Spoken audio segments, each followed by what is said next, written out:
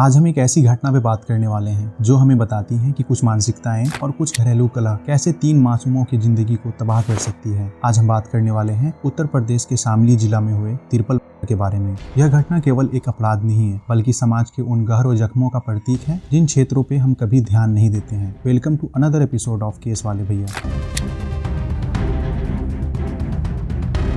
उत्तर प्रदेश के शामली जिला में एक गांव है गढ़ी दौलत। इसकी सीमा उत्तर प्रदेश और हरियाणा से सटी हुई है और यहाँ के लोग मुख्य रूप से किसान हैं और छोटे मोटे व्यापार में इंक्लूड हैं। और इसी गांव में एक परिवार रहता था मोहम्मद फारूक का, उसकी पत्नी ताहिरा। इसको 2 बेटियां थी, आफरीन और सीरीन, जिसकी उम्र महज 12 साल और 5 साल थी। बाहर से देखने में यह सामान्य परिवार लगता था, लेकिन काफी समय से फारूक और ताहिरा के बीच कुछ बातों को लेकर मनमुटाव चल रहा था। इन मनमुटाव की कई सारी वजह थी, लेकिन जो मुख्य रूप से वजह थी वह बिना बताए बाहर चल जाना और बुर्का नहीं पहनना। फारूक एक रूढ़िवादी सोच का व्यक्ति था। उसका मानना था कि उसकी पत्नी उसके परमिशन के बिना कहीं न जाए और घर के 4 दीवारी में ही कैद रहे। लेकिन ताहिरा कुछ हद तक आजादी चाहती थी और कभी कभी वह बिना पूछे ही बाहर चल जाती थी और इन चीजों को लेकर अक्सर इन दोनों के बीच मनमुटाव होता रहता था। पड़ोसियों और रिश्तेदारों के मुताबिक यह घटना कई बार होती रहती थी, लेकिन आसपास के लोग और पड़ोसियों के हस्तक्षेप से यह उस टाइम सुलह हो जाता था, लेकिन लॉन्ग टर्म में इसका कोई भी सॉल्यूशन नहीं मिला था। 10 दिसंबर की रात फारूक और ताहिरा के बीच फिर से एक बार झगड़ा हुआ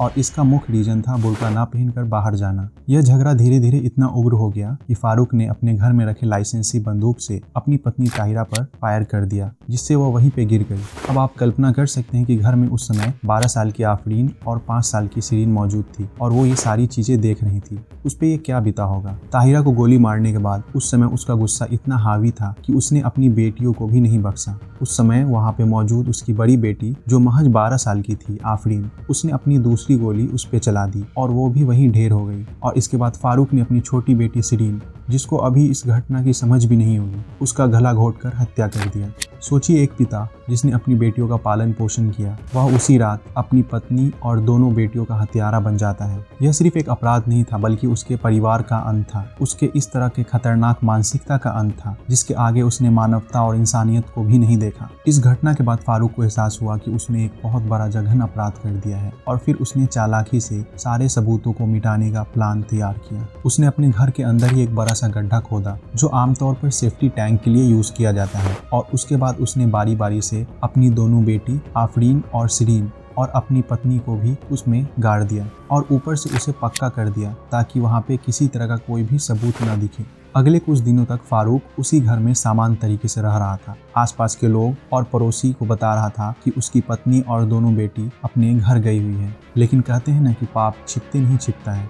ताहिरा के माता पिता ने अपनी बेटी और दोनों नातिन से संपर्क करने की कई बार कोशिश की, जिसके बाद उसने फारूक से भी संपर्क किया, लेकिन फारूक बार बार टाल मटोल करता रहा, जिसके बाद उसके पिता को शक होने लगा और उसने फिर पुलिस में कंप्लेन कर दिया। शिकायत दर्ज कराने के बाद पुलिस ने फारूक से पूछताछ स्टार्ट की। फारूक हर बार बात को बदल रहा था। पुलिस ने कठोर पूछताछ जब किया तो उसने अपना जुर्म कबूल कर लिया। 17 दिसंबर को पुलिस फारूक को लेकर उसके घर पहुंची और उसके निशानदेही पर जहाँ पे उसने सबको दफनाया था उस जगह की खुदाई स्टार्ट की और फिर जो मंजर सामने आया उसने वहां पे मौजूद सभी लोगों को झकझोर कर रख दिया। पुलिस ने बारी बारी से वहां से 3 शव को निकाला, जिसमें उसकी 2 बेटी आफरीन और सीरीन और उसकी पत्नी ताहिरा थी। यह दृश्य इतना दर्दनाक था कि वहां मौजूद लोगों की आंखें भर आई। कैसे कोई पिता अपने बच्चे के साथ, अपनी पत्नी के साथ ये कर सकता है। यह कहानी केवल एक आपराधिक घटना नहीं है, यह घटना हमें यह भी याद दिलाती है कि कई बार इस तरह की रूढ़िवादी धारणाएं इतनी चरम पे पहुंच जाती है कि लोग अपना इंसानियत भी भूल जाते हैं। उसकी दोनों बेटी आफरीन और सीरीन, जिसने अभी अपने जीवन का शुरुआत किया था, वह इस तरह की घरेलू मानसिकता, इस तरह की कट्टर मानसिकता की बलि चढ़ गई। यह घटना हमें यह भी सिखाती है कि हमारे आसपास अगर इस तरह की कोई घटना हो रही है तो हम आगे आकर उसका समाधान निकालें,